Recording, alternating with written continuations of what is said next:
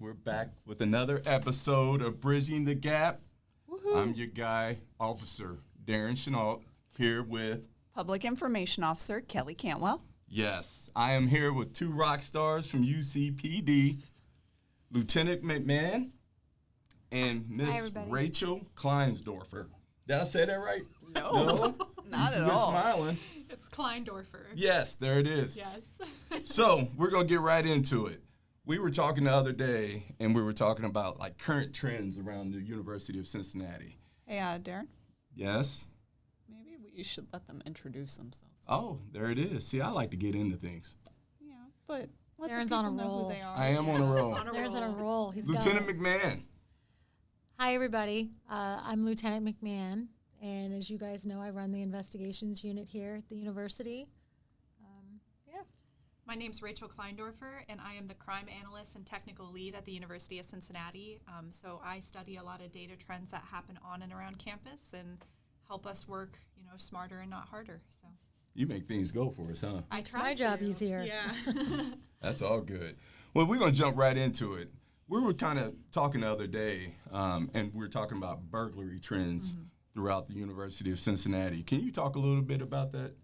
Yeah, absolutely. So the area that I'm going to be discussing today is from an area called the CSR, which stands for Concentration of Student Residence.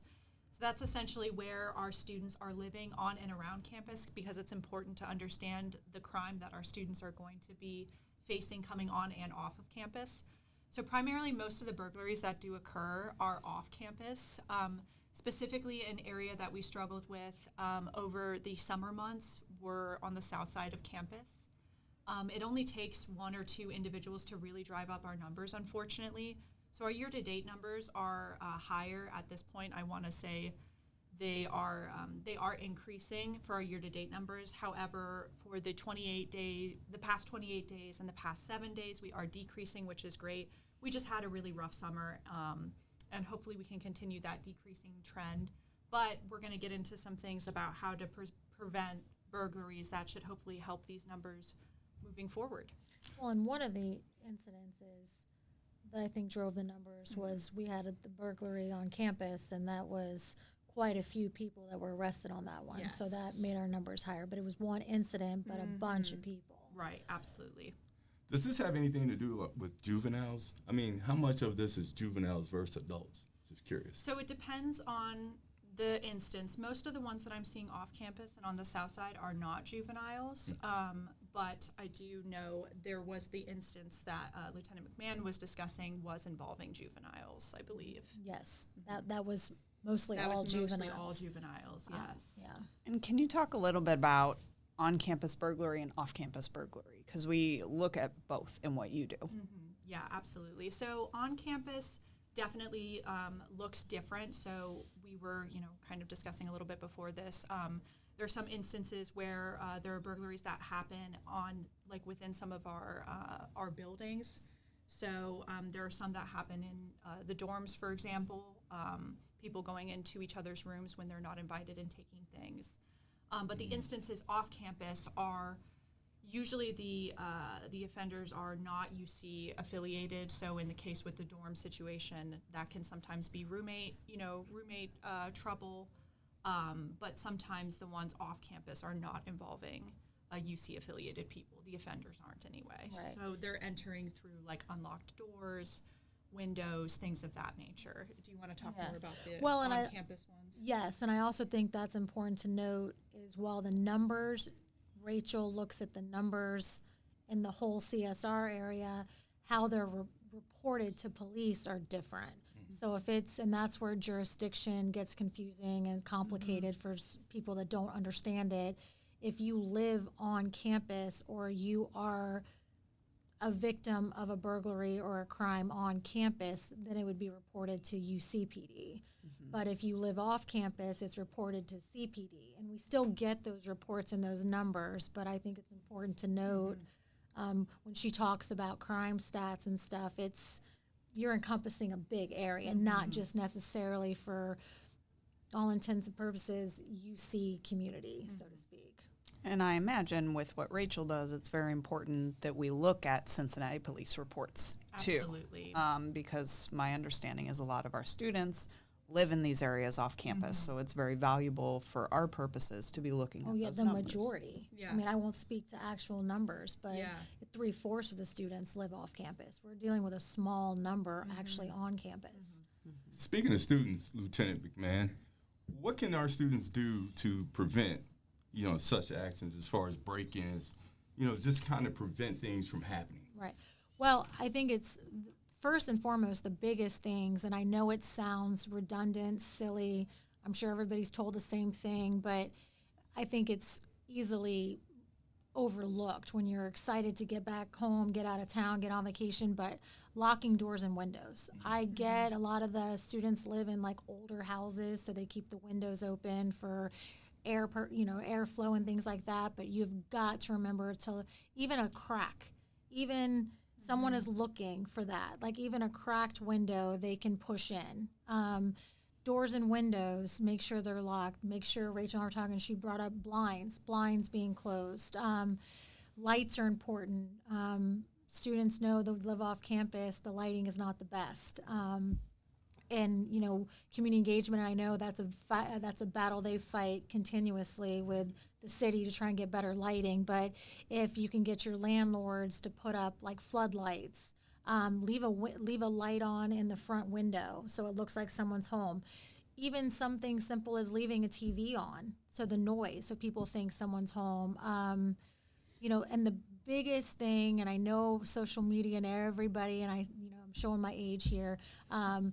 Social media is a big deal. I get it. Everybody wants to post their photos in real time, where they're at, if you're on vacation or you're back home. But believe it or not, people look for that stuff and they see that and they know people are out of town.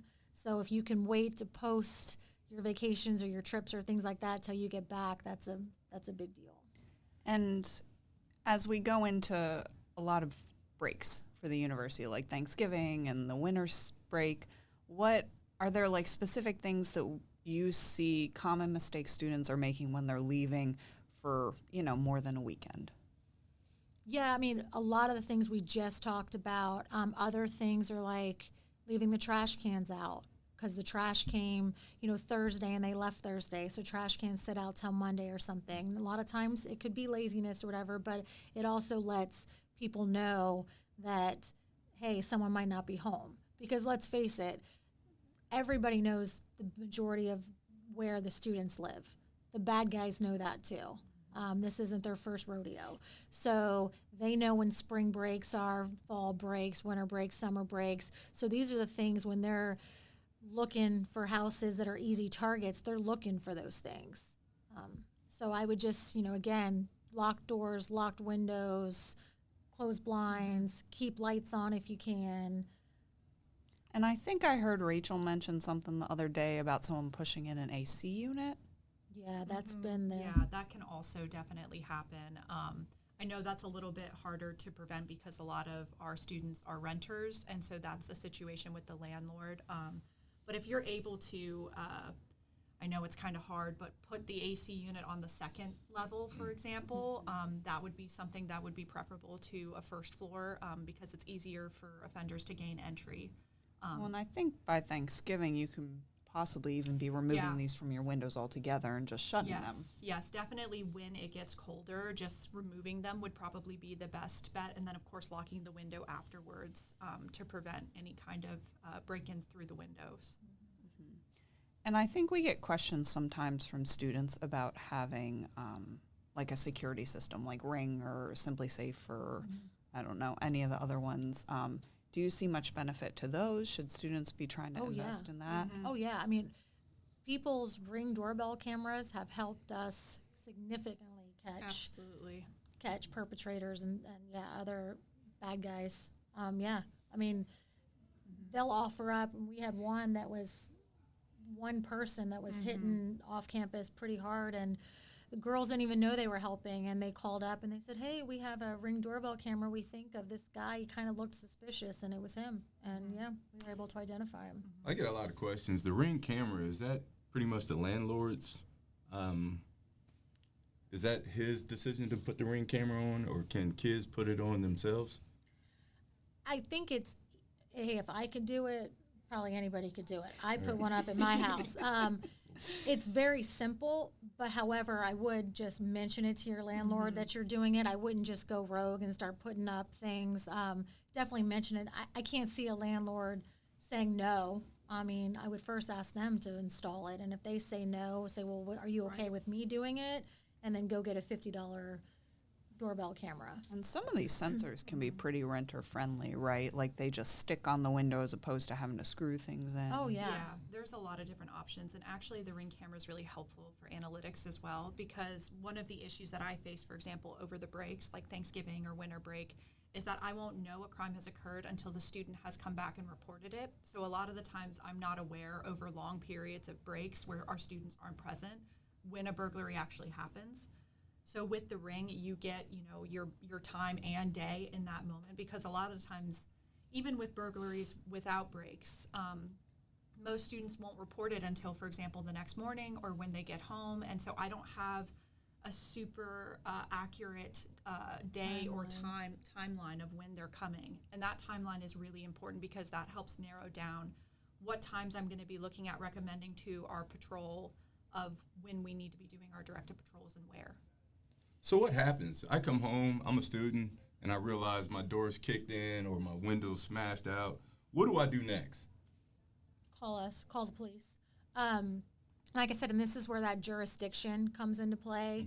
The majority live off campus, so if you're burglarized off campus, when you call 911, a Cincinnati police officer is going to show up.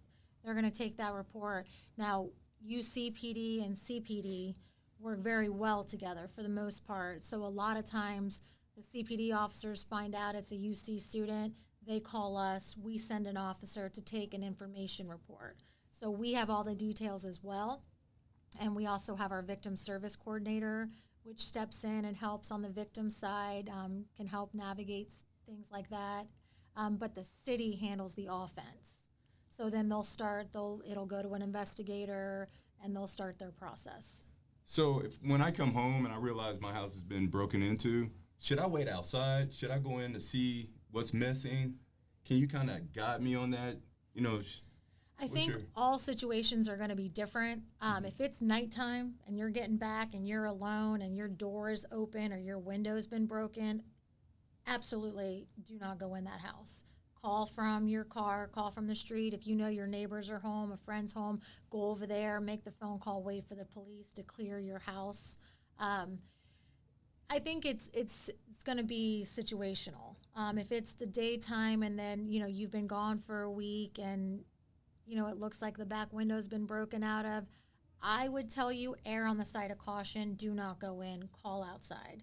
Have the officers go in and clear your house. Why would you take that chance? And then when they tell you the house is clear, you're going to come in and they're going to say, okay, what's missing, what's messed up, what things like that.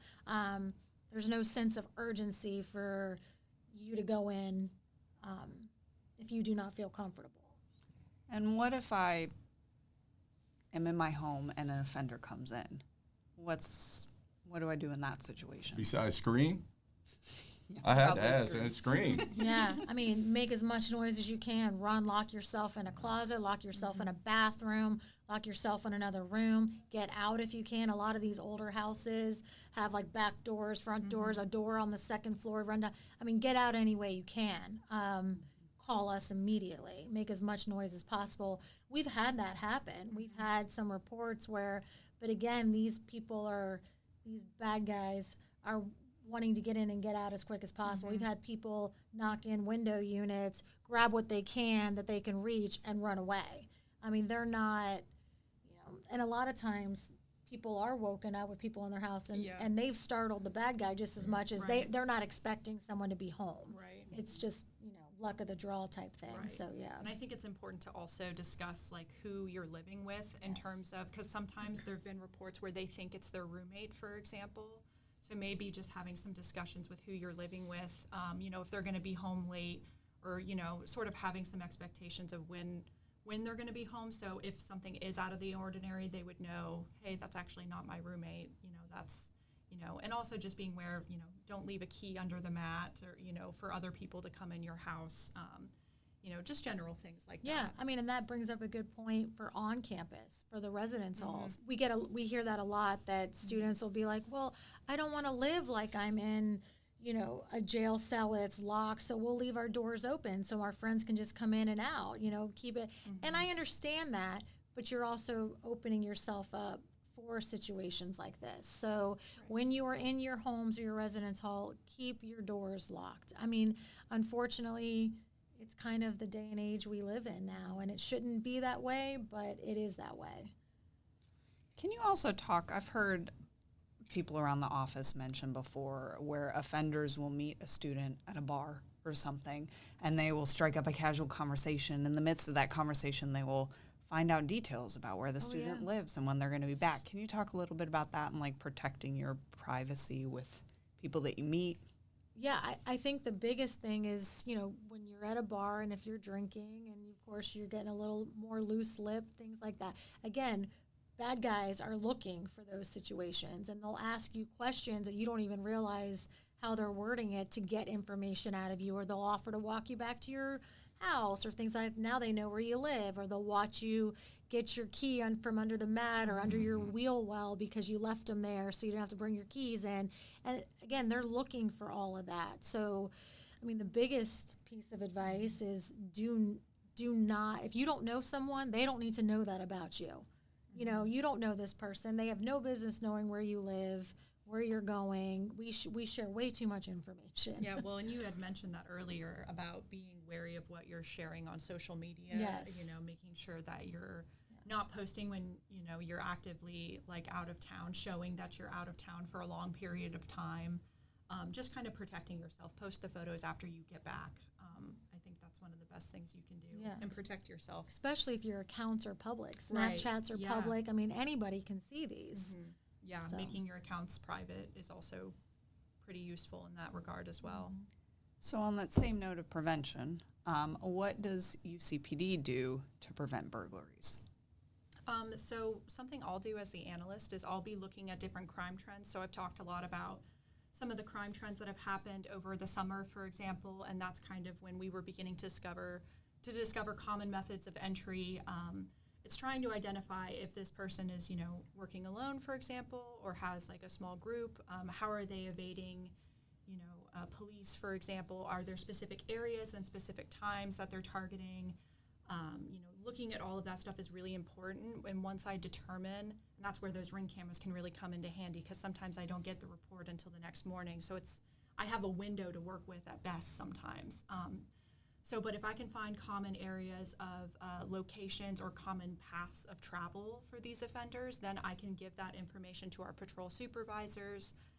If there is any Ring camera footage, that's something, of course, we would give to our investigators, and they can look more closely into that. But I will base my recommendations off of the data and what I am given, and then I will give those recommendations to our patrol supervisors so they can go out and do directed patrols, have communications with our students, that kind of thing. Yeah, we take that information that poor Rachel has to compile for all of us.